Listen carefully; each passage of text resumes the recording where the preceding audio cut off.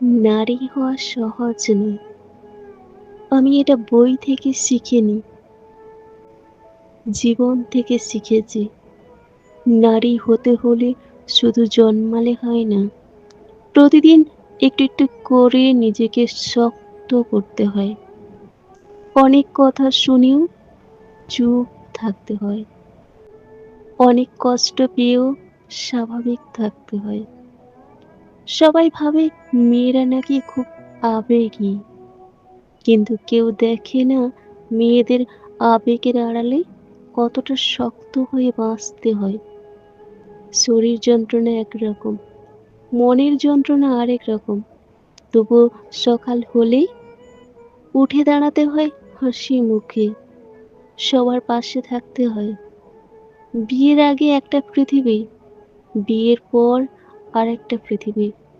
নিজের ঘর, নিজের মানুষ, নিজের চেনা আকাশ, সবই একদিন পিছনে ফেলে আসতে হয়।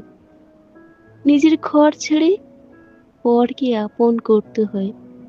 যে ঘরের প্রতিটা দেওয়ালে আমার শৈশব লেগেছিল, যে আঙিনায় আমার হাসি কান্না মিশে আছে, সেই ঘর একদিন ছেড়ে অচেনা দরজায় দাঁড়াতে হয়। যাদের একদিন ওরা বলেছে, তাদের হঠাৎ করে আমার বলতে শিখতে হয়।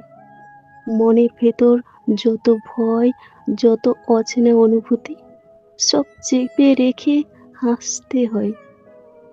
নিজের মাকে জড়িয়ে ধরে কাঁদতে ইচ্ছে করলেও চোখের জল মুছে বলতে হয়, মা, আমি ভালো আছি। নতুন ঘরে নিজের মতো করে বসতে গেলেও মনে রাখতে হয়, এখানে আমার জায়গা বানাতে সময় লাগবে। ধীরে ধীরে পরিচয় গড়ে তুলতে হয়।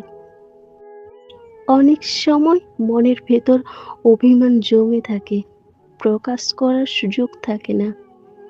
নিজের স্বপ্নগুলো কখনো একটু থেমে যায়, নিজের ইচ্ছেগুলো কখনো একটু পিছিয়ে পড়ে। তবুও নারী থেমে থাকে না। নারী ভেঙে গেলেও ভাঙা অবস্থায় সবাইকে আগলে রাখে। আমি দেখেছি নিজের চোখের জল লুকিয়ে রেখে অন্যের চোখের জল মুছে দেয়। নারী নিজের ব্যথা গোপন রাখে, নিজের ভাঙন চাপা রাখে, নিজের ক্ষতবিক্ষত ভাঙা হৃদয় নিয়ে সবার ছায়া হয়ে দাঁড়ায়।